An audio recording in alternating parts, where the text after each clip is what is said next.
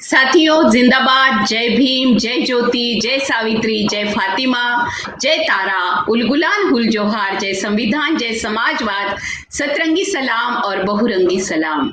आज theatre of relevance का पूरा ग्रुप अपने पास है, यानी वैसे अपने साथ है और बाकी भी अन्य लोग हैं जिनको शायद मंजूल जी और ये तीनों भी मेरी साथी जो आजकल बनी है, अश्विनी हो, कोमल हो, साइली हो, इन चारों को मैं अनुरोध भी करती हूँ कि अगले बार एक पूरा ट्रूप लेकर आइए ताकि पता चले कि थिएटर ऑफ रिलेवेंस में कितने सारे लोग हैं।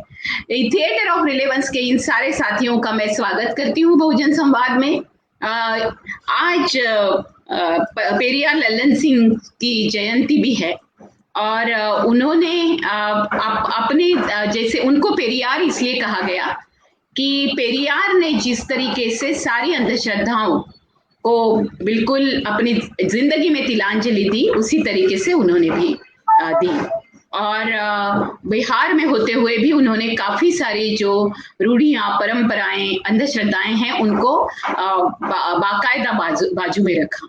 मुझे याद है मेरे बचपन की कि मेरी माँ को मासिक स्राव होने के समय उनको कम्युनिटी में कहा जाता था कि आप अलग बैठिए, और वो अलग बैठती थी। तब मैं 7 साल की थी। जब मेरा भाई बहुत ही छोटा था, वो 7 साल बाद जन्मा था, बिल्कुल वो कुछ, मैं 7.5 साल की होगी, वो 6 महीने का था। और मेरी माँ ऐसे बैठी थी और उस समय काटते थे तो वो छुरी नहीं होती थी, उसके ऊपर काटते थे, जिसको मराठी में वीड़ी या कोयता या कुछ पावशी ऐसे कहते हैं, उस पर वो सब्जी काट रही थी।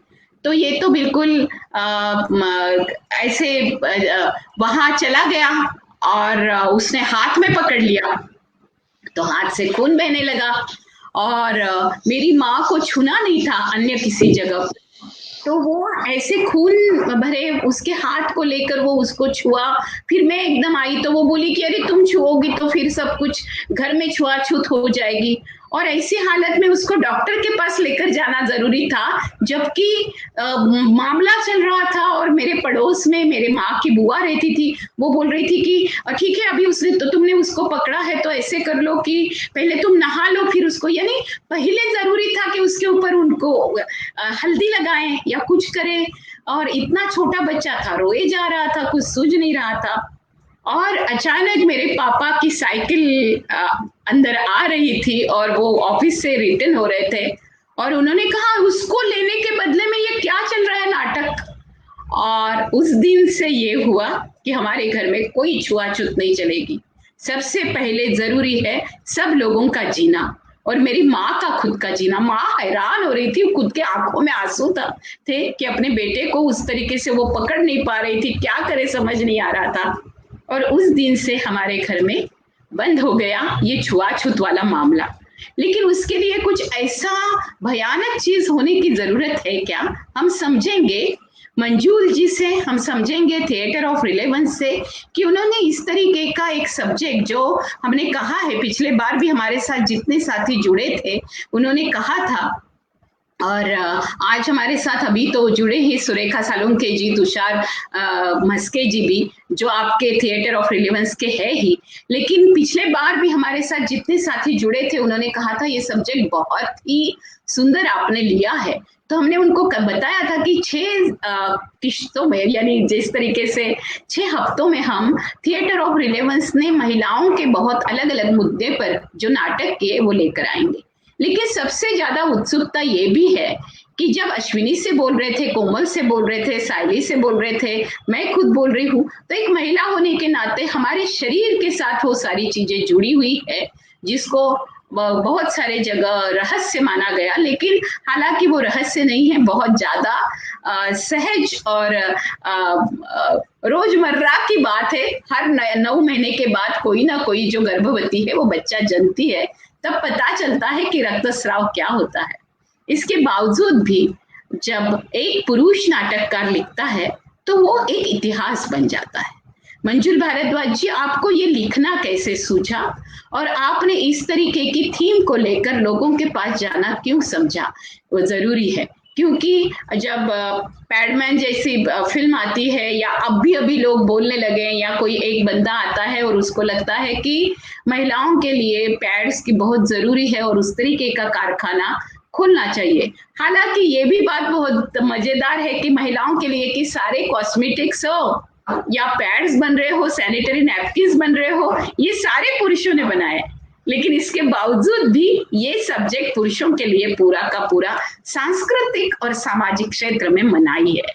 और ऐसे विषय पे जब आप हाथ डालते हो, इस तरीके से बात रखते हो, तो मंजुल जी आप एक बहुत सचमुच थिएटर ऑफ रिलीवेंस का आज के जमाने में होने वाले रिलीवेंस को हवा देते हो, एक बहुत महत्वपूर्ण बात के तरीके से लोगों के सामने उसको रखते हो। और जब एक पुरुष रखता है तो उसके अनुभव हम समझना चाहेंगे। आप साझा कीजिए अपने अनुभव, मंजुल भारद्वाज। नमस्कार। और हम हैं लता जी। हाँ लता जी, सबसे पहले तो ये बात समझने की है, जैसे आपने कहा पुरुष नाटककार, तो जिसको हम कहते हैं आम जन की भाषा में तो पुरुष नाटककार। लेकिन मुझे बताइए कि नाटककार तो नाटककार होता है, वो पुरुष क्या और महिला क्या और इतर जेंडर क्या? बिल्कुल बिल्कुल, लेकिन मैं अभी जो बात कर रही हूँ वो मैं सामाजिक समता की परिभाषा में नहीं, मैं बिल्कुल लोगों की भाषा में आपको सवाल पूछ रही हूँ। मैं उसी लोगों की भाषा में ही, लोगों की भाषा में उत्तर देते हुए लोगों के मन में बैठा हुआ ये जो बायस है उसको मैं एड्रेस कर रहा हूँ। और आपका सवाल बहुत जायज है और आज आप इसी तरह के सवाल पूछिए।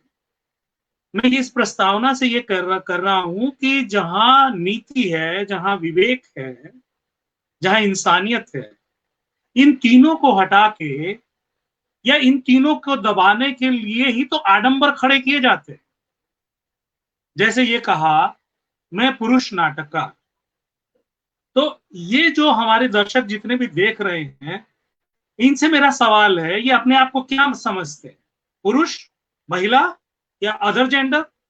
जैसे सोसाइटल डेफिनेशन है, जैसे जेंडर की बात करें तो वो आपकी एक सोसाइटल पहचान है, मोटा मोटा जिसको आप कहते हैं। और इनमें से ज्यादातर, जैसे मैं अपने थोड़ा सा विस्तारित उत्तर दे रहा हूं कि वर्कशॉप में हमारे होता है, एक मैंने वर्कशॉप की थी, उसमें पूछा था सब सहभागियों से, आप कौन है, महिला है, पुरुष है? तो सबने और या इंसान है? तो सबने पॉलिटिकली करेक्ट उत्तर दिया, सब इंसान है। तो मैंने उनको कहा जब सब इंसान है तो जो इंसान है वो अपने वस्त्र पूरे उतार कर वर्कशॉप में आ जाए।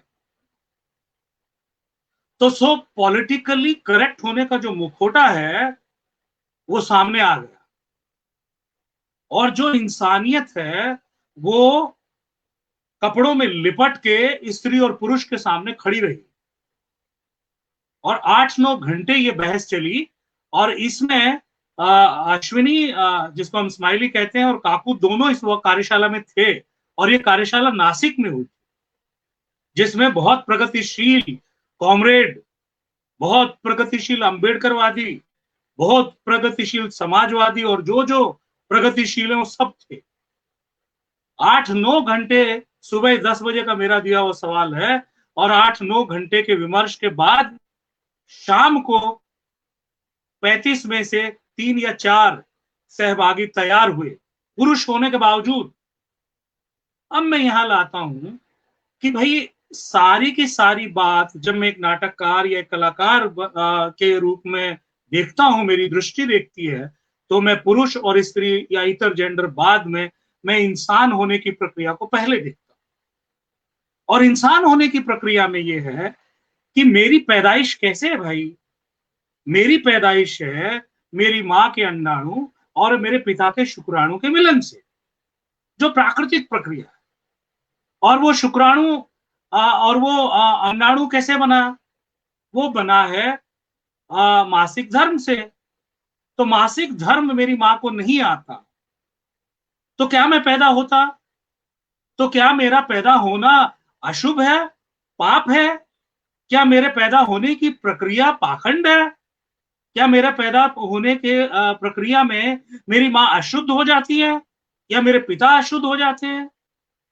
तो दरअसल वो लोग मूर्ख हैं जो ये समझते हैं कि ये 5 दिन की सृजन प्रक्रिया, वो कितना बड़ा नेता हो, कितना बड़ा वैज्ञानिक हो, कितना बड़ा समाज सेवी हो, वो मूलतः मूर्ख है और इंसानियत का शत्रु है, जो ये समझता है ये सृजन प्रक्रिया, मासिक पाळी जो है वो बहुत बेकार है, वो बहुत हीन है, वो छुआछूत है, और उसके लिए जिसने भी आडंबर कितने भी किए हो वो महामूर्ख है और इंसानियत के शत्रु है।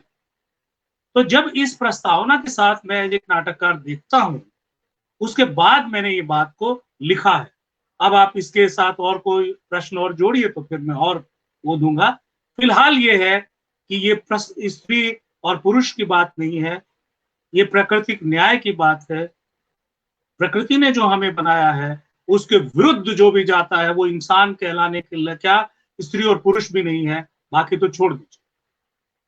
आप जो कह रहे हैं वो तो बात है, लेकिन जिस माँ को लेकर इतना सब कुछ कहा जाता है, आपकी आज की कविता भी है उसको लेकर, आप यानी और फिर वंदे मातरम हम कहते हैं भारत माता को, हम माता को इतना बड़ा ओहदा देते हैं, लेकिन जब देखा जाता है तो माँ यानी अगर स्त्री, ये स्त्री की योनि नरक का प्रवेश द्वार है या नरक है, तो ऐसा माना जाता है। जब भी मासिक स्राव की बात होती है तो फिर उसको अछूत क्यों माना जाता है? ये जब आप सवाल पूछते हो आदमियों को, क्योंकि फिर वो कहते हैं कि ये सारी महिलाओं की बात, महिला की दुश्मन है और इसलिए महिलाओं की बात है। तो फिर पितृसत्ता क्या कर रही होती है? जब सत्ता होती है, जब जमीन पर नाम लगते हैं, जब परिवार पे नाम लगता है तो पिता का नाम लगता है, बाप का नाम लेकर बच्चा जन्म से ही बाप का नाम लगा देता है, उसका सरनेम लगा लेता है। माँ का कभी रिलीवेंस ही नहीं, ना ही कहीं कभी माँ को सोचा जाता है पूरे इसमें। तो ऐसे समय पे माँ को लेकर नरक कहना, एक स्त्री को लेकर नरक कहना, ये सारे धर्मशास्त्र कहते हैं हमारे देश में। इतना ही नहीं तो इस तरीके का जो आपने कहा, वैसे वो अगर एक पाखंड के तौर पे आपने मान लिया, मैंने मान लिया, क्या दुनिया मानती है? आपको तो उसका सामना करना पड़ा होगा। जब ये नाटक आप कर रहे थे तब पहला प्रतिरोध क्या हुआ? कैसे समझा लोगों ने? इतना सहजता से ले लिया, ऐसे हुआ? पिछले बार भी ये तीनों जब बात कर रहे थे तो तीनों ने तो कहा कि महिलाएं बहुत ओपन हो रही थी, लेकिन पुरुषों के द्वारा इस तरीके से ओपन होने की बात हुई क्या? जैसे आपने कहा बहुत मुश्किल से 4 पुरुष तो बोलने लगे, तो आप बताइए। मैं आपको उल्टा अनुभव बताता हूँ। मैं उल्टा अनुभव ये बताता हूँ आपको कि एक पुरुष ऐसे नाटक लिख सकता है और पुरुष कैसे लिख सकता है। ये ज्यादातर उन ठेकेदार महिलाओं की तरफ से आया जो नारी उत्थान का ठेका लिए हुए। मेरे साथ उल्टा अनुभव है और मैं इस बारे में ये बात कहना चाहता हूं कि पुरुषों की तो जाहिल है, मूर्खता है भाई। जो पुरुष अपनी माँ की योनि से पैदा हुआ है वो पुरुष कहता है कि महिला जो है नरक का द्वार है, आप देख लीजिए, यही तो पाखंड है। और वो पाखंडी क्या बोलेगा? वो पाखंडी वही बोलेगा। दूसरा आपने बहुत बड़ा मुद्दा उठाया, वो मुद्दा है कि हर धर्म ये कहता है। तो हम तो ऐसे नाटककार जब सामाजिक और मानवीय उत्क्रांति का जो विश्लेषण करते हैं और उसमें देखें दुनिया की सत्ता कैसे इवॉल्व हुई और उसमें कैसे काबिज हुई, तो उसमें सबसे बड़ा जो धर्म है प्रकृति का दिया हुआ, वो महिला का या नारी का मासिक धर्म है। और उस मासिक धर्म ही दुनिया का सबसे बड़ा धर्म है। लेकिन उस दुनिया के सबसे बड़े धर्म में जिससे इंसानियत पैदा होती है, जिससे सृष्टि की रचना होती है, उस पे कब्जा करना सत्ता का काम है। तो उस पे जो कब्जा किया, उस कब्जा करने के तरीके को अलग अलग समुदाय ने अलग अलग भौगोलिक क्षेत्र में अलग अलग संस्कृति में उसके तरीके बने, और जहां जहां उसके तरीके बने वो अपने आप में धर्म होते गए। अब मूल समझ लीजिए जो ये सारे पाखंडों का आधार है, और वो पाखंड तभी तक रहता है। पाखंड क्या है कि मुझे महिला को गुलाम बनाना है, ये उस सत्ता का सबसे बड़ा पाखंड है, या उस सत्ता की नीचता है। और महिला को पाखंड बनाना मतलब क्या? महिला को गुलाम बनाना है, इसका मतलब ये है कि जो कुदरत ने उसको सृजन शक्ति दी है, उस सृजन शक्ति, यानी कि आज अधिकारों की भाषा में कहें तो उसकी प्रजनन शक्ति को मुझे अपनी मुट्ठी में रखना है। यानी कि जैसे ही प्रजनन प्रक्रिया शुरू होती है तो मैं उसको चार दीवारी में रखूं, मैं मतलब पुरुष सत्ता जो, और यही पितृ सत्ता का आधार है और बाकी कुछ नहीं। बाकी सब सत्तागत गणित है जो सभी सत्ताओं में होते हैं। और उसको चार दीवारी में इसलिए रखा जाता है कि उसके बाद जो अंडे बनेंगे और उसके बाद उसने किसी से संबंध कर लिया तो वो किसी के संतान को जन्म देगी, मतलब उसकी तो संतान होगी साथ में किसी भी पुरुष के साथ उसका जो यौन संबंध है, उसके बाद जो उसको जन्म देगी तो वो बेसिकली पुरुषों को स्वीकार नहीं है। और इसके इसके जड़ में सबसे ज्यादा खतरनाक जो कटु सत्य है, पुरुष तो मान भी जाते हैं, लेकिन महिलाएं जो हैं, जो पितृसत्तात्मक सत्ता का वाहक हैं, जो सदियों से इसको आगे बढ़ा रही हैं, वो सबसे बड़ी चुनौती है। दरअसल वो इतनी बड़ी चुनौती है कि पुरुष तो उनको एक संवाद के साथ, एक भावनात्मक पहलू के साथ, एक और प्रक्रिया के साथ मुझे लगता है बदलना आसान है, लेकिन महिलाएं जो हैं वो जड़ हैं। और वो जड़ कहाँ है? उनकी पहचान बना दी गई है कि शोषण तुम्हारी पहचान है। शोषण मतलब संस्कार तुम्हारी पहचान है। तुम जब तक वो वट सावित्री नहीं लगाओगी, तुम जब तक ये सब नहीं मानोगी, तुम सास बन करके जब तक इसको नहीं चलाओगी तो तुम वंशावली नहीं चला सकती। दूसरा एक उसके महिला के मन में जो बैठा दिया जाता है सबसे बड़ा, कि तुम मां नहीं बनी तो तुम महिला ही नहीं हो। ये जो न्यूनगंड है, इस पर जो एक एक सत्ता के जो षड्यंत्र है लता जी, उन्होंने बाकायदा सिस्टमेटिकली काम किया है। और मैं बता दूं, किसी को भी गुलाम बनाने का सबसे अमोघ अस्त्र है, उसको मन के स्तर पर तोड़ दो, और जहां प्रकृति उसको इस मासिक श्राव से सृजनशीलता की ऊर्जा से देती है, उस ऊर्जा में हीन भावना ये पुरुष उसके द्वारा उसको नियंत्रित करने की जो सत्ता है, जिसको पितृ सत्ता है, वो करती है। और महिला भी इसको मान लेती है, इसलिए वो साजिश का शिकार है। और जब तक ये तोड़ेगी नहीं तब तक अनेक पाखंड, कभी रीति के नाम पे, कभी रिवाज के नाम पे, कभी संस्कार के नाम पर, और धर्म तो सबसे बड़ा पाखंड है ही है। तो इन सारे बिंदुओं को जब मैं रखता हूं तो पुरुषों का जो तबका है, वो पुरुषों का तबका खामोश रहता है, या उसको हम जिस तरीके से रखते हैं उसको मैं इस तरीके से रखता हूं। इसलिए जो विरोध, आपकी बात समझिएगा, मैं बोलता हूं भाई मुझे ये बताओ, जब लड़की देखते हो तो कैसा लगता है, जब बहन को देखते हो तो कैसा लगता है, और जब माँ को देखते हो तो कैसा लगता है। मैं इसका बड़ा एक इंटरेस्टिंग उदाहरण दूं, जवाब थोड़ा लंबा हो रहा है। भूकंप के बाद जब मैं भुज में गया और वहां फिर बच्चियों की शिक्षा का काम किया, उनको मानसिक जो भूकंप की त्रासदी थी उसको मानसिक रूप से बाहर निकाला थिएटर ऑफ रेलेवेंस नाट्य कार्यशालाओं से।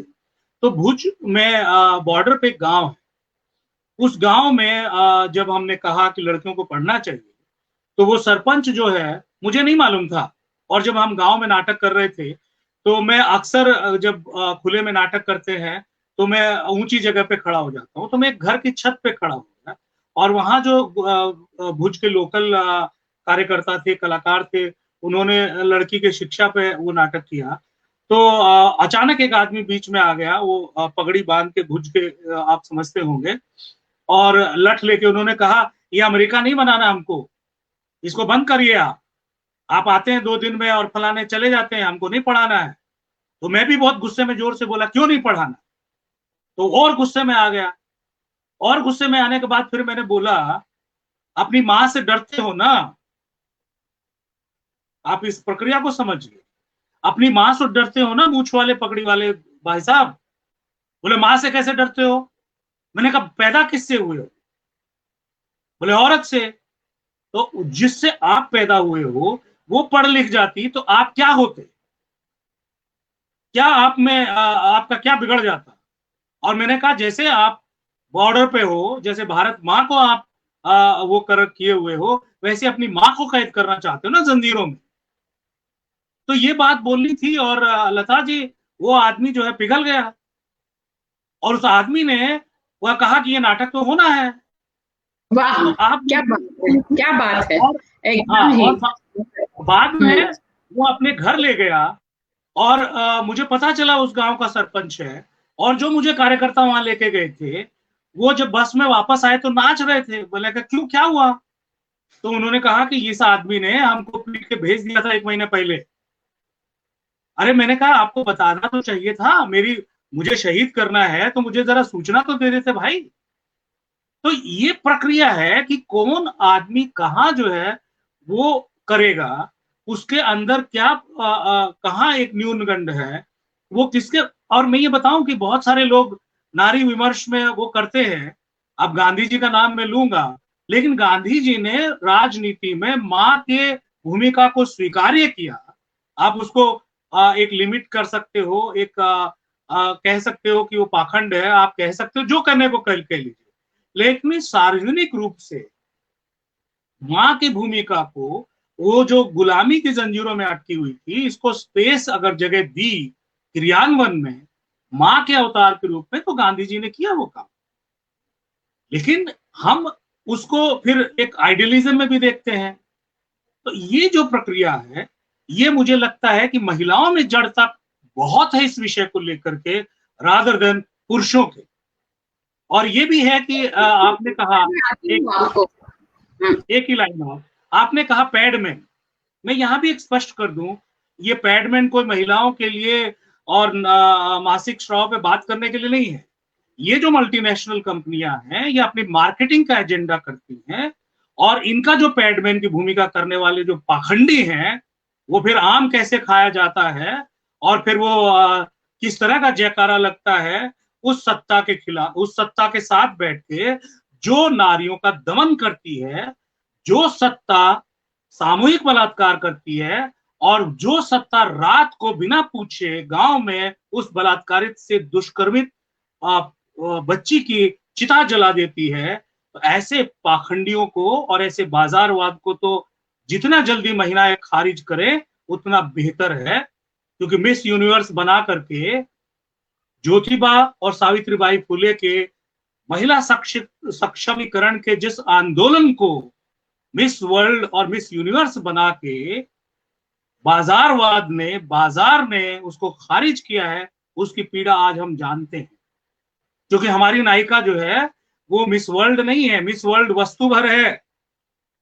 आप इसको बहुत सारी महिलाएं मेरा एंटी वुमेन स्टेटमेंट मान लें, क्योंकि महिला की लड़ाई ही है वस्तु से इंसान बनने की प्रक्रिया।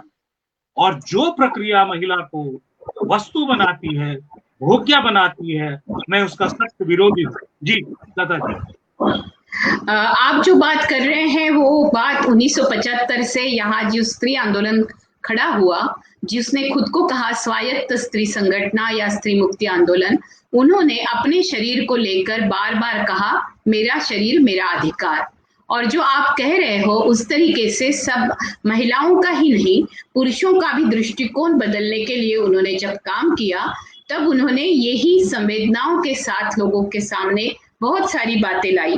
जैसे आप गांधी जी की बात कह रहे हैं, उसी तरीके से महात्मा ज्योतिबा फुले की हो या अंबेडकर की हो, उन्होंने जब स्त्रियों को मंदिर में प्रवेश क्यों नहीं मिला, स्त्रियों को अछूत क्यों माना गया, पानी अछूत क्यों हो जाता है, शूद्रों के स्पर्श से भी और महिलाओं के स्पर्श से भी, अगर महिला विधवा हो जाती है तो बनारस में क्यों छोड़ी जाती है, अगर महिला विधवा बन जाती है तो उसको सती क्यों जाना पड़ता है? अगर उसको मासिक स्राव उसका बंद हो जाता है विधवा होने के बाद, उसका कहीं दूसरे किसी से संबंध आ जाता है, तो फिर 1848 से लेकर 1882 तक का जो काल है, जिसमें महात्मा ज्योतिबा फुले और सावित्रीबाई फुले ने बाल हत्या प्रतिबंध गृह निकाला, और ऐसी जो महिलाएं थी, जो महिलाएं बिल्कुल यानी 13-14 साल की लड़कियां भी विधवा हो गई और उनको सती तो हो गई नहीं है, और उनको बहुत लगता है वो अभी जवान होने लगी है, उनके ऊपर किसी की नजर भी है, और ऐसे समय पे उनको अछूत भी माना जाता था, फेंका जाता था। जिस समय मासिक स्राव ये एक इंडिकेटर बन गया था कि अगर वो नहीं आ रहा है तो ऐसे समय पे उसका पांव फिसल गया है और वो बच्चेलन औरत ठहराई जाती थी। ऐसे समय पे उनको आधार देना और उनको स्वीकारना, ये घटनाएं हमारे देश में पुरुषों द्वारा हुई है। और मैं आपके लिए मेरे मन में बहुत कृतज्ञता है। ये इसलिए भी है कि ऐसे समय पे आपने सावित्री का भी नाटक लाया, और ऐसे समय पे आपने 7 सालों से ये नाटक भी किया।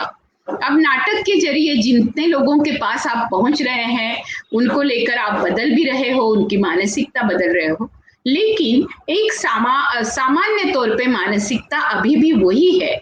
और आपने जो कहा बात भी है कॉर्पोरेट वाली, तो मुझे ये समझना बहुत जरूरी है कि ये दोनों जगह पे सत्ताएं हैं। सत्ता ये एक तरफ है धर्म सत्ता भी, और दूसरे तरफ है इस तरीके की कॉर्पोरेट सत्ता भी, और तीसरे जगह पे जो हमारा तीसरा दौर है वो है आंदोलनों का, जिसमें हम लोग अलग अलग तरीके से देख रहे हैं कि समकालीन इस तरीके के इश्यूज है। तो महिलाओं के मुद्दे महिलाओं ने लाने चाहिए, महिला और पुरुषों के मुद्दे नहीं, जिसका आपने जवाब दिया आधा, लेकिन वो पुरुषों के नहीं। और पुरुषों ने अगर उसके लिए पहल की तो एक बहुत बड़ा मुद्दा बनकर ये पुरुषों ने कैसे पहल की, इसलिए मैंने फुले का जिक्र किया, इसलिए आपने गांधी जी का जिक्र किया, इसलिए मैंने डॉक्टर बाबा साहेब का जिक्र किया कि कालाराम मंदिर में घुसते हुए महिलाएं साथ में थी। अब शबरीमला में घुसते हुए बिंदु अमीमनी जाती है और वहां घुसती है। तो ये और महिलाएं हमारे यहाँ बहुत फनी चीज है, बहुत ही, उसका मुझे आपसे जवाब चाहिए। तो आपके तीनों साथी भी यहाँ जुड़ सकते हैं। हमारे यहाँ ऐसे मंदिर हैं कि हमारी देवियों को भी मासिक स्राव आता है। कामाख्या मंदिर ले लो, हमारा कन्याकुमारी मंदिर ले लो, वो 4 दिन बंद होता है, 5वें दिन खुलता है, और उनको पुजारी नहीं लाते हैं, उसमें स्त्री पुजारी नहीं है। अगर स्त्रियों को मासिक स्राव आ रहा है और ये सब कुछ है, लेकिन वो पूरा बंद करके, यानी इस तरीके का, यानी वो 4 दिन मुझे लगता है उनका पूरा जितना पैसा आया होगा उसका अकाउंट चलता होगा, अंदर ऑडिट चल रहा होगा या कुछ होता होगा, मालूम नहीं कि ये 4 दिन महीने में बंद करके वो क्या दिखाना चाहते हैं, और उस समय उसको रेस्ट देने की बात करते हैं। तो ये जो पूरा पाखंड है और मंदिरों में बंद है, उसके कारण भी महिलाएं बहुत प्रभावित है, क्योंकि महिलाओं को ही महिलाओं के ऊपर पहरेदार बना दिया है। अगर उसने 3 दिन अछूतपन नहीं रखा तो फिर क्या। तो ये ये प्रश्न पूछने के पहले मुझे ये पृष्ठभूमि बताना बहुत जरूरी था, इसलिए वो थोड़ा लंबा हुआ। लेकिन ये आपके अनुभवों में क्या क्या आया, क्या इस तरीके के बयान या इस तरीके की अनुभव शेयरिंग आपके साथ हुआ? एक बहुत बढ़िया है कविता, जिसको हमारी टीम पढ़ेगी अभी, लेकिन उसके पहले मैं एक प्रस्तावना कर दूं। ये जो आप और हम बोलते हैं ना कि आंदोलन है, आंदोलन है, दरअसल ये आंदोलन भी बहुत दिशा भ्रमित करते हैं लता जी। जैसे फलाना मंदिर में हम प्रवेश करेंगे उसके लिए आंदोलन करो, क्यों भाई? एक जो वर्णवाद ने एक जो बढ़िया काम आपको किया था कि आपको बंद कर दिया था कि भाई आप नहीं आ सकते, आप छोड़ देते उसको। आबादी का ये जो वर्णवाद चलाने वाले हैं, मंदिर और मस्जिद और गिरजाघर की जो राजनीति करने वाले हैं, ये 2% है दुनिया में, और 98% की क्या बुद्धि खराब है कि भाई जो बिंब आपको समाज दुनिया में, जो बिंब आपको हीन बनाता, जो बिंब आपको मनुष्य होने से इनकार करता, वहां जाना ही क्यों है आपको? मैं ये बोलता हूं कि ये जो है इतना बड़ा मंदिर है, न्यायालय चल रहा है, सबरीमाला में, आप छोड़ दीजिए ना उसको, जाइए मत, कोई भी मत जाइए। रहने दीजिए उनको प्रोपोगेट करने वाले जो लोग हैं। और यही बात है, कोई धर्म इसमें अछूता नहीं है, इस्लाम हो, क्रिश्चियनिटी हो, हिंदू धर्म और कोई धर्म, ये सत्य के ऊपर बैठे हुए सबसे बड़े पाखंड है। क्रिश्चियनिटी वाले थे ना जिन्होंने ये कहने के कि नहीं पृथ्वी घूमती है, सूर्य नहीं घूमता, उसका क्या हाल किया था, फांसी दिया था कि नहीं। और उसी तरह का ये हाल है कि भाई मंदिर में आप जब जा रहे हो तो वो आपकी पराधीनता का प्रतीक है। आप प्रकृति को नहीं मानते हो, आपको एक कोई पाखंडी जो है, जो किसी भी नाम से हो, वो अपना दुकान चलाता, क्यों चंदे की पेटी रखते हैं भाई, वहां कल्याण करना है आपको तो चंदा बंद कर। एक मंदिर मुझे बता दीजिए, एक गिरजाघर मुझे बता दीजिए, एक कोई धार्मिक स्थल मुझे बता दीजिए जहां दान पेटी ना हो। दान पेटी किसकी है? कौन सा भगवान होगा भाई, कौन सा भगवान होगा जो आपको ये कहता होगा कि आप मर जाइए, आप भूखे रहिए, आप प्रताड़ित रहिए। तो ये जो धर्म और मंदिर और गिरजाघर, ये धार्मिक स्थल है, ये मूलतः सत्ता के अन्याय को, उसके दुराचार को, उसके अनीति सम्मत होने को, उसके कुकर्मों को ढकने के ढकोसले हैं। और यही मैं बात करूंगा कि आप घूम फिर के, कोई कितना भी बड़ा नेता क्यों ना हो, वो घूम फिर के आखिर में धर्म की शरण में जाता है। या तो वो धर्म को डिफाइन करे और धर्म को इस तरह से वो करे कि जिससे उसमें ये जो पाखंड है ये ना घुसने पाए। तो ये बहुत बड़ी चुनौती है। अब हिंदू राष्ट्र होने के जो पाखंड है, क्योंकि हमारी जो करंट सत्ता है उसकी मूल जड़ वही है कि वो महिला को, उसके प्रजनन के अधिकार को, उसके अपने इंसान होने के अधिकार पर पाखंड करते हैं और उसको गुलाम बनाना चाहते हैं। लेकिन दिखाने के लिए वो क्या क्या बिंब रचते हैं, इस पर मेरी एक कविता है लता जी, मैं चाहूंगा कि हमारी टीम पढ़े। जी। मैं अनुरोध करती हूँ थिएटर ऑफ रिलेवेंस की जो अन्य कलाकार है जो हमारे साथ पहले एपिसोड में भी जुड़ी थी, अश्विनी नांदेड़कर जी, कोमल खामकर जी और साइली पावस्कर जी।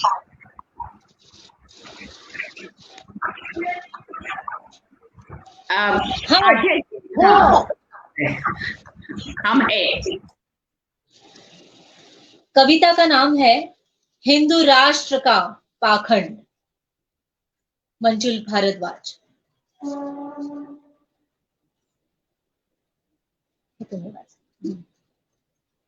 ज्ञान की देवी सरस्वती, ज्ञान की देवी सरस्वती सबसे अशिक्षित स्त्री, धन की देवी लक्ष्मी, धन की देवी लक्ष्मी कौड़ी कौड़ी को मोहताज स्त्री, शत्रुओं का संहार करने वाली काली,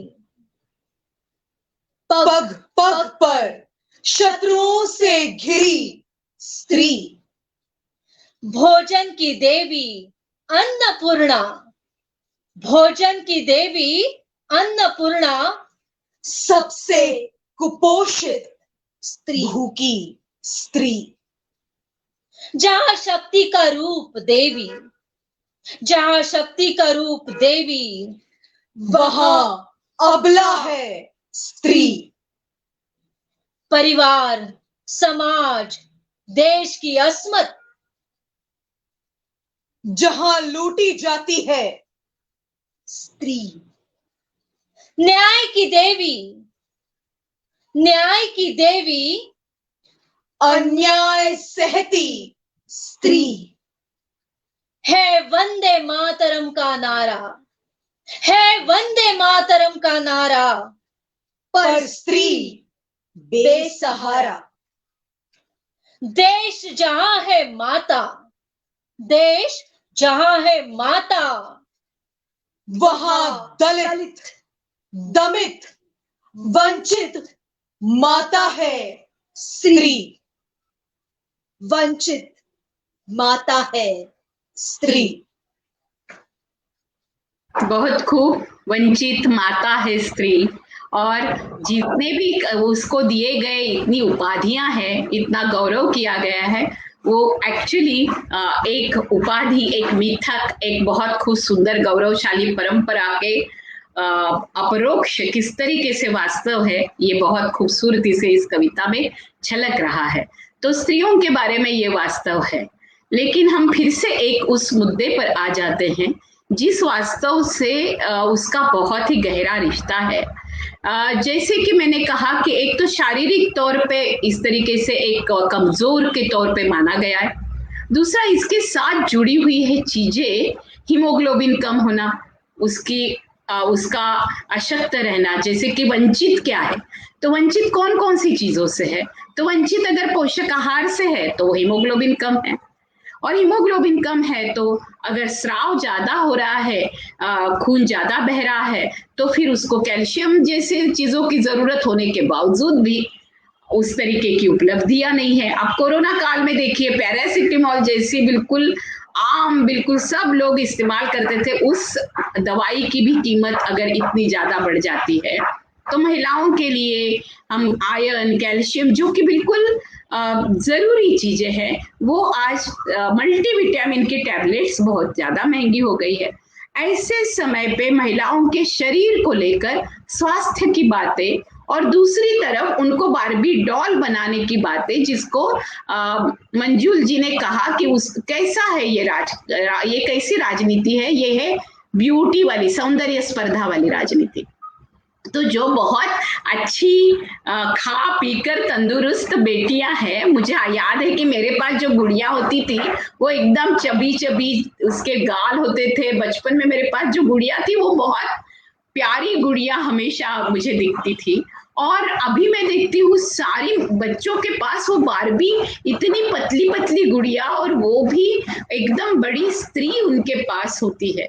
हमारे पास गुड़िया हमारे जैसे होती थी, यानी वो एकदम इतना फर्क हो गया है। तो ये जो कंपनियों का माल है, और कंपनियां चाहती है हमारे मन में उस तरीके की इमेज बने जैसे कि बिल्कुल पुरुषों को, आज के पुरुषों का ऐसा ही चाहिए, ये कंपनी ने तय कर लिया है। क्योंकि अमेरिका में बारबी डॉल जैसे, यानी फिर पूरे के पूरे देखेंगे कि हमारे पाँव कितने कैसे है, बिल्कुल ऐसे होने चाहिए जैसे कि पेंसिल की नोक।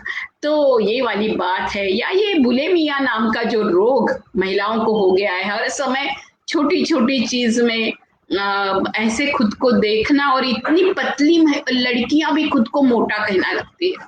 तो इससे हमारा शरीर का सारा संबंध जुड़ा है, सौंदर्य से जुड़ा है, सौंदर्य की कल्पनाओं से जुड़ा है। उसको आपने कैसे हैंडल किया मंजुल जी? क्योंकि सौंदर्य का पूरा निकष ही बदल डाला है आपने, ऐसा मुझे लगता है।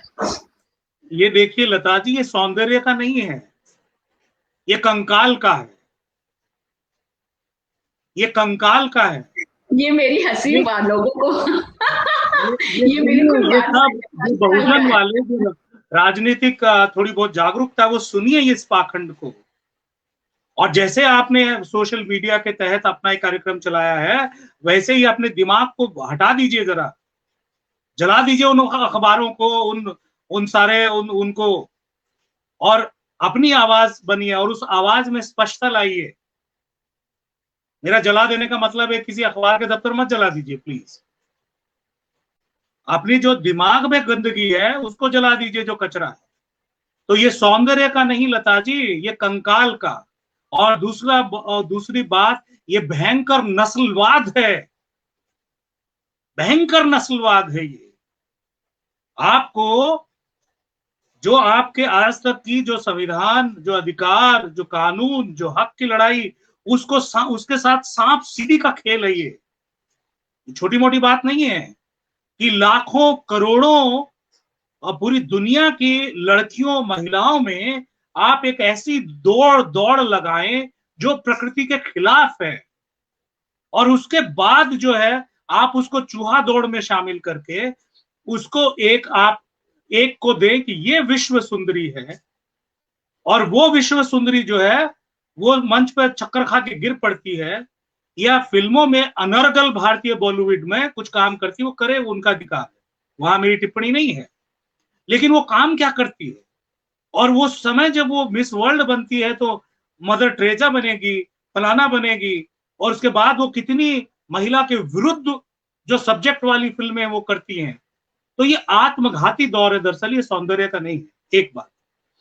दूसरी बात, हमारे जो आपने आंदोलन की बात की, मेरा शरीर मेरा अधिकार, हम ये चाहते हैं, वो नहीं किया नहीं। मेरा शरीर मेरा अधिकार, आजकल देश में बहुत विकल्प और संकल्प की बात हो रही है, बहुत पार्टियां बन रही हैं, बहुत नए आंदोलन चल रहे हैं। बहुजन वाले भी, संवाद वाले भी चाहते नई दुनिया बने, बहुजनों की दुनिया बने।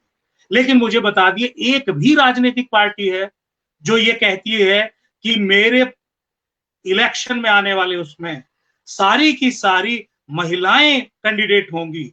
बता दीजिए मुझे किसी ने किया हो, या बता दीजिए करने की इच्छा हो। क्यों?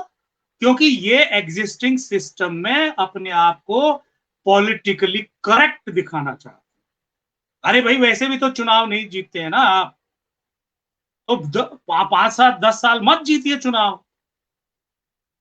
और ये इसलिए है कि भारत के आजादी के आंदोलन ने 90 साल संघर्ष किया।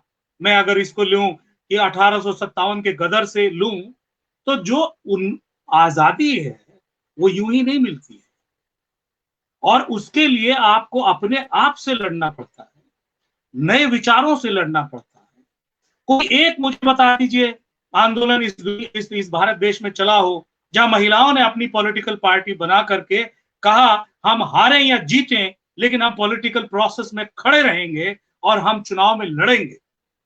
तो ये बातें हैं। अब आपने जो बात कही, किसी को कुछ नहीं देना हो ना लता जी, तो उसे बड़े बड़े अलंकरण दे दो, माँ है, देवी है, अन्न की देवी है, ये अलंकरण दे दो, जो मैंने अभी जो हमारे साथियों ने कविता पढ़ी। और अधिकार से वंचित करने का एक बार आपने कर दिया कि मासिक स्राव के समय एक बार लड़की को आपने 5 दिन अलूफ कर दिया, उसको खाना खाने नहीं दिया, उसको बाहर जाने नहीं दिया, उसके अंदर जो हार्मोनल चेंज होते हैं उसके लिए संवाद नहीं किया, और उसके मन में रख दिया कि तू किसी काम की नहीं है, तू अछूत है, तो ये जो एनेमिक होना, बीमारी होना, ये उसके साथ जुड़ा हुआ है।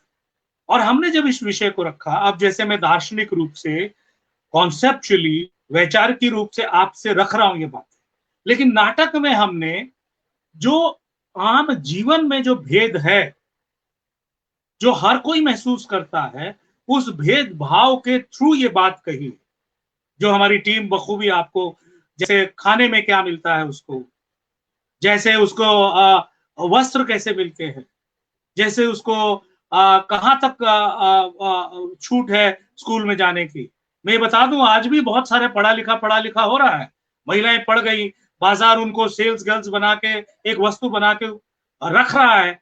लेकिन कितनी महिलाओं ने पीएचडी की, कितनी महिलाएं न्यूरोसर्जन है देश में, कितनी महिलाएं कहाँ निर्णय का अधिकार लेने के लिए सक्षम है?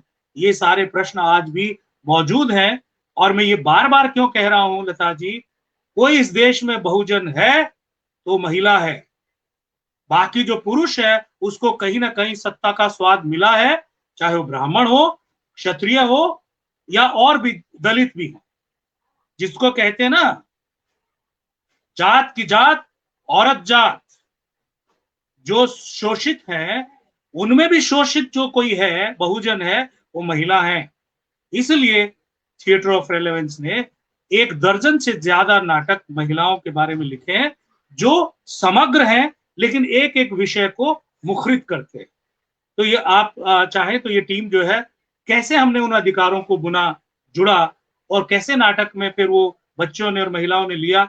और आप बात कर रही थी पुरुषों की, तो नाटक देखने के बाद कई सारे जो पुरुष हैं वो अपने घर में अपनी बहन के लिए, अपनी बीवी के लिए सैनिटरी पैड लेके आए, लेकिन वो भी काली थैली में। उसका रहस्य भी जानिए, हमारी टीम आपको बताएगी। ये रहस्य मैं जानना भी चाहती हूँ, तो आप जरूर ये अनुभव शेयर करें। एक बात बता दूं मंजुल जी, कि यहाँ जो 75 से उभरा हुआ स्त्रियों का आंदोलन है, उसमें ये बहुत सारे स्वर उभरे, और मैं बार बार बताने की कोशिश करती हूँ, दुर्गा झा इधर जुड़ी हुई है, वो मेरी छत्तीसगढ़ की साथी है और पंजाब, वो खुद इलेक्शन भी लड़ी है और उन्होंने आपको बहुत खूब कहा भी है। तो ये जो है, इन्होंने जब आप बात कर रहे थे तो एक बात बता दूं कि स्त्रियों के आंदोलन ने सबसे ज्यादा अगर बात की है और सबसे ज्यादा काम किया है तो स्त्रियों को केवल गर्भ के इर्द गिर्द या मासिक स्राव के इर्द गिर्द या प्रजनन के इर्द गिर्द ऐसा न मानते हुए एक समूचे इंसान के तौर पर कैसे मानना चाहिए। और सरकार के भी जो कुटुंब नियोजन या परिवार नियोजन के कानून आ जाते हैं या फिर जो भी सारे मसले आ जाते हैं, 1 या 2 बच्चे, ये तो उस निर्णय प्रक्रिया का अधिकार भी स्त्री को नहीं होता है। इसको लेकर बार बार बातें उठाई है और प्रजनन के ऊपर अपना अधिकार भी हो, अपना चॉइस भी हो और इसी के साथ साथ केवल वो ही मेरा चेहरा नहीं है, या जैसे आपने कहा मैं कंकाल के रूप में नहीं, मैं जिस तरीके से हूँ, मैं जैसी दिखती हूँ, मैं जिस तरीके से पैदा हुई हूँ और जिस तरीके से बड़ी हुई हूँ उसी तरीके से मुझे स्वीकार करें। तो ये वाली बात है। थिएटर ऑफ रिलेवेंस की तरफ से आपने जो कहा वो सारी बातें अभी मैं पूरी टीम को कहती हूँ कि वो रखे।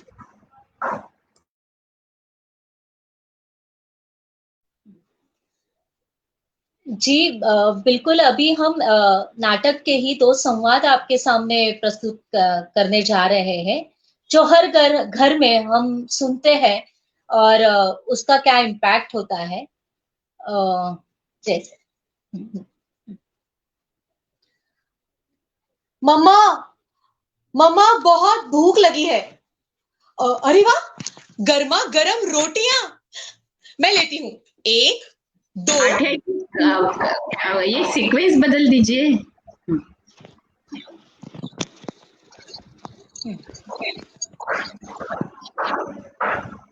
आठे जी फ्रेम बदल दीजिए।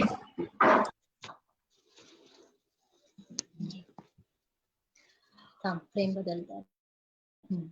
आप बोलिए। मम्मा मम्मा मुझे बहुत भूख लगी है। अरे वाह, गर्मा गर्म रोटियां मैं लेती हूँ। 1 2 3। अरे बस बस, कितना खाएगी? लड़की की जात को कम खाना चाहिए। ससुराल में नाक कटवाएगी कल मुही। चल ला इधर, कम करने दे। मैं लड़की हूँ, पौष्टिक खाना मेरा अधिकार है। ये हुआ एक दृश्य। दूसरा दृश्य, चलो बेटा खाना खा लो। No mom, I am diet, मुझे मेरा 0 फिगर मेंटेन करना है। बेटा no 0 figure and all. Hello, तुम्हारे शरीर को स्वस्थ रखने के लिए carbohydrates, vitamins, minerals, proteins, fats और भरपूर पानी की आवश्यकता है। इससे तुम्हारे शरीर में हीमोग्लोबिन की मात्रा हमेशा सही बनी रहेगी। इसलिए तुम्हें रोटी, दाल, चावल, सैलड्स और वेजिटेबल्स, फल खाना जरूरी है। Okay mom. ये 2 दृश्य हमेशा हमारे घर में हम देखते हैं, सुनते हैं और उसमें एक मम्मी, एक माता, उसकी भूमिका क्या है और उसे क्या समझाना है, यह इस दृश्य से बहुत अच्छे से समझ में आता है। दूसरा एक दृश्य है जहां वो उस नाटक का नाम है संवाद एक पहल, जहां एक हमारे जो पुरुष साथी है उनको क्या एक पहल करनी है या उनका दृष्टिकोण कैसा है उसके बारे में। अरे भाई, एक पैड का पैकेट तो देना, सैनिटरी पैड का। क्या चाहिए आपको? अरे सैनिटरी पैड। अरे छोटू, जरा सैनिटरी पैड का पैकेट देना भाई को। जी, और वो पैकेट काले थैले में बंद होके आता है और तभी पिता, या तो इस थैली का रंग बदलो या अपनी मानसिकता। ये कोई छूत अछूत का मामला नहीं है। ये स्वास्थ्य का मामला है। हम पुरुषों को अपनी मानसिकता बदलनी होगी। ये कोई ड्रग्स या स्मगलिंग का सामान नहीं है जो काली थैली में दो और लो। ये मानसिकता का प्रश्न है। मैं अपने घर अपनी बेटी के लिए पैड लेकर जा रहा हूं। एक पुरुष होकर मैंने एक पहल की है, और आपने?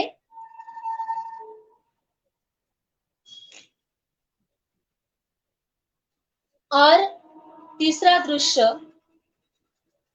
जो न्याय के भंवर में भंवरी इस नाटक का है, जो मासिक धर्म में मानसिकता, एक पितृसत्ताक मानसिकता कैसे समझ में आती है, उसका ये संवाद है।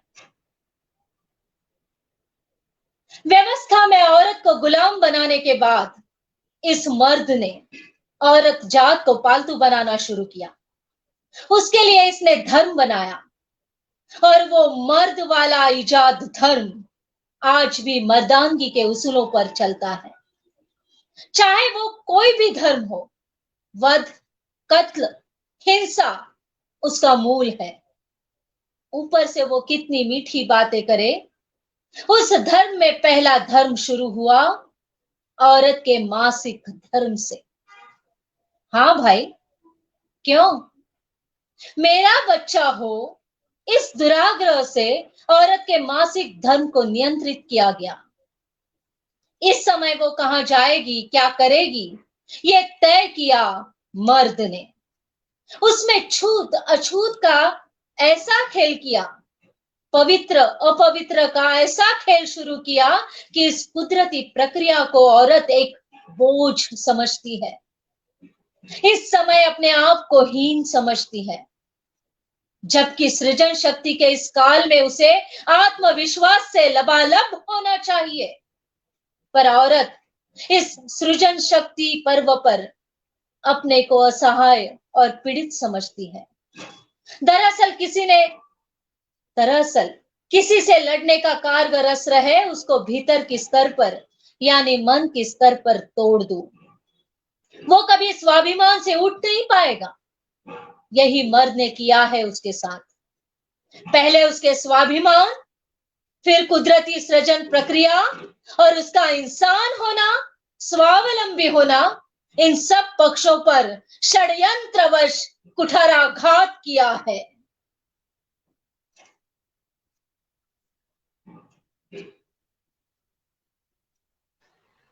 लता जी, कहाँ हैं आप? खूबसूरती से ये बात रखी है आपने, और मुझे लगता है कि नाटक जिस तरीके से पहुंचता है, हम लोग कितनी भी डायलॉग कर ले, वार्ता कर ले, उस वार्ताओं में जो बातें होती है वो अलग होती है, लेकिन नाटक जब पहुंचता है, और ये बहुत ही ताकतवर बात है कि सचमुच, एक तो पहले जब आप बताए तो दो पहलू बताए कि एक घर में है कि मुझे खाना अभी ऐसे, और दूसरा एक है कि जिसको खाना ही नहीं मिल रहा है और ऐसे समय पे पोषक और आहार की जरूरत है। दूसरा, इस तरीके से आपने जो पूरे एक व्यवस्था पर पूरा जिसको कहेंगे टिप्पणी की है, पूरी व्यवस्था कैसी है, और ये काले पैकेट में पैड, यानी वो सैनिटरी नैपकिन लाने का, ये बहुत ही मजेदार बात है। सच्ची वो बदलनी पड़ेगी, और लोगों को खुले दिमाग से, खुले इससे, अगर कोई कुछ भी, जो चीज हम लेकर आते, जो चीज हम पहनते हैं, या जो चीज हमें रोजमर्रा लगती है, जो चीज हमारे जिंदगी का हिस्सा है, उसको छुपाने की बातें इस दुनिया में जो है वो बहुत ही मजेदार बात है। लेकिन जो आप मंजूर जी बोल रहे थे वो आप फिर से एक बार शेयर कीजिएगा, क्योंकि भाइयों ने, पिताजी ने, जैसे जब मेरी बेटी को, मैं तब नर्मदा बचाओ आंदोलन में काम करती थी, और मैं तब उन दिनों वैली में गई थी और घाटी में थी, और मेरी बेटी का मासिक स्राव शुरू हुआ तो उसके पिताजी उसके पास थे। उसके पिताजी ने वो सारी चीजें उसको समझाई जो एक माँ समझाने की बात की जाती है, तो इसमें कोई फर्क नहीं पड़ा। उसको मालूम था अगर माँ नहीं है तो पापा है ही, है ना। तो वो तो अपने पापा को वो बाबू कहती थी, तो वो बाबू अपने पास है ही, वो बता देगा अपने को। तो इस तरीके से इतनी सहजता से ये सारी चीजें होनी चाहिए, लेकिन वो होती नहीं है अपने समाज में। तो मंजुल जी, आपको भी बिटिया है, तो आप भी बताइए कि ऐसे सारे जो दौर आते हैं और इस तरीके से, तो क्या बात होती है। देखिए, मैं और एक बात कहूं कि मेरी बेटियां अभी बड़ी हो रही हैं और बहुत जल्दी वो इस दौर से आएंगी, और अभी से हम उनके साथ ये बातें कर रहे हैं।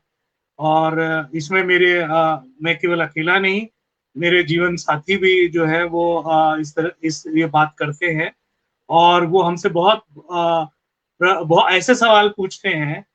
और वो जो चांद वाली जो स्टोरी होती है ना, कि आप पैदा कैसे हुए, कि वो देखिए आसमान से आए और फिर आप आ गए, वो इन सवालों को क्रॉस करती हैं, पूछती हैं। ये तो गप है, ऐसा नहीं होता। और उन्होंने अभी से, जैसे हमारे थिएटर ऑफ रेलेवेंस की प्रमुख कार्यकर्ता स्तंभकार बबली रावत हैं, जो मेरे जीवन संगिनी भी हैं, वो न्याय के भंवर में बहुरी परफॉर्म करती हैं। और जब वो न्याय के भंवर में परफॉर्म करती हैं तो आप देखिए, वो 5 साल की उम्र से मेरी बेटियों ने देखा वो नाटक स्टेज। और जब वो भंवरी का सीन होता है, सामूहिक बलात्कार, तो वो पीछे बैठ के बहुत रोती हैं दोनों बेटियां, और उनका बुरा हाल। फिर अब धीरे धीरे जो है वो इस यात्रा में पहुंच गई है लता जी, कि अब मैं डायरेक्टर होते हुए भी उस नाटक की रिहर्सल नहीं कराता हूँ।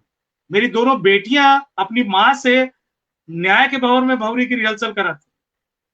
ये टोन ये नहीं है, ये न्याय ये नहीं है। और आज भी देखिए वो उबल पड़ती हैं। जैसे कोई सिनेमा आ रहा है, उसमें जैसे एक पिक्चर आ रही थी, मैं उदाहरण दूं, एक लज्जा फिल्म है, वो आ रही थी, तो हमारी जो बेटी है सुहानी, जो 2 मिनट बड़ी है, वो तो रो के और बोले मैं तो इसको क्या कर दूं और ये क्या कर। तो उनको ये बर्दाश्त नहीं है। मतलब उनके मन में अभी से ये है कि अगर हमारे ऊपर कोई भी अन्यथा हमको दबाने वाला दबाव है, लड़कियों वाला विशेषकर, वो अभी से सहन नहीं करती हैं और उसको खारिज करती हैं।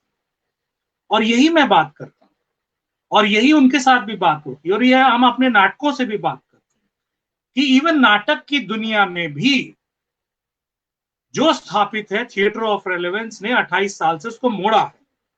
और सबसे पहले मैं तो बात तो मोड़ा है राजनेताओं को। नहीं, हम गांधी को सत्य जो दिखाए वो वाला नाटक करते हैं भाई। आपके नाचने गाने वाले नहीं है, मत आइए आप, हमको नहीं चाहिए आपका पद्मश्री, और आगे भी नहीं चाहिए। एक तो ये। दूसरा, जो स्थापित नाटक के मापदंड है, हमने उनको खारिज किया। और ये हिम्मत की कि साम्राज्यवादी है विलियम शेक्सपियर, और नाटक नहीं लिखता, वो बकवास लिखता है, ये कहने वाले मंजुल भारद्वाज हैं। लेकिन कई जो अंग्रेजी के प्रोफेसर हैं और जो विद्वान हैं, साहित्यकार मानते हैं अपने आप को, उनकी रोजी रोटी चलती है उससे, उन्होंने मुझे कहा ये पागल आदमी है। और मुझे अच्छा लगा मुझे पागल होना, क्योंकि जो मेरी बात ना करे वो नाटक है ही नहीं।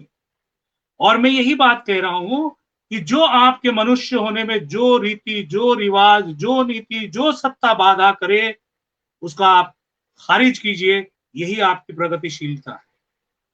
हमको कहा कि अरे नाटक देखने नहीं आते हैं, दिन रात बड़े बड़े पदवीधारी लोग, नामचीन, अरे दर्शक नहीं है। अरे तुम तो भाई सदी के सुपरस्टार हो, तुम तो टीवी के कलाकार हो, फिर भी नाटक देखने दर्शक क्यों नहीं आते हैं? और हम 29 साल से मुझे कभी दर्शकों की कमी नहीं रही। ये बात मैं इसलिए उदाहरण दे रहा हूं कि आपको जब दृष्टिगत स्पष्टता है तो आपका आंदोलन सीधे पहुंचेगा।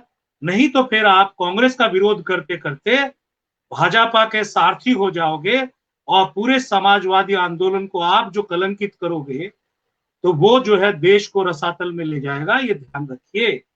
आप जो विकल्प की बात करते हो ना, तो विकल्प को उस दृष्टिगत ले जाइए। और इसलिए मैं जो नारी और पुरुष की बात मैंने शुरू में उसको खोड़ा था, उसको खारिज किया था, वो इसलिए हमारी संविधान सभा में कितनी महिलाएं थी, लेकिन उन्होंने समानता का अधिकार दिया। सारे संविधान मंजुल जी, इस विषय पर हम जब तीसरा हिस्सा कर रहे हैं वो उसी को लेकर करेंगे, और आपका संविधान को लेकर और भौरी के नाटक को लेकर का अगला हिस्सा प्रस्तुत किया जाएगा। ऐसा मुझे लगता है कि आप बहुत उस तरीके से आइए तीसरे हिस्से में, ताकि फिर संविधान सभा में हमारी महिलाएं कितनी हैं, वो क्यों नहीं है, वो किस तरीके से हमारे साथ मेरा वो नहीं है, मेरा वो मुद्दा नहीं है कि कितनी संख्या है। मेरा मुद्दा ये है, वो जागरूकता है, वो दृष्टि है। तो जो सत्ताधीश में जब दृष्टि है कि मैं महिला या पुरुष नहीं, मैं न्याय संगत हूँ, तो वो जब दृष्टि हमारे नीति निर्माताओं में होती है, वो हमारे संविधान सभा में थी। इसलिए उन्होंने कोई भेद नहीं किया, ना नर का या नारी का, सबको समान अधिकार दिया। ये मेरे कहने का आशय है। नंबर में नहीं कहना कि संविधान में अधिकार दिए, लेकिन क्या घटना आज वो स्थिति उस तरीके से बरकरार है, वो भी आपसे हम समझ लेंगे। थिएटर ऑफ रिलेवेंस के हमारे साथी हमारे साथ करीबन 6 सीरीज चलेगी, और 6 सीरीज में अलग अलग तरीके के नाटक भी, और ये जो मंजुल जी कह रहे हैं यहाँ वो मुद्दा टूटा नहीं है, उसको हम बरकरार रखेंगे।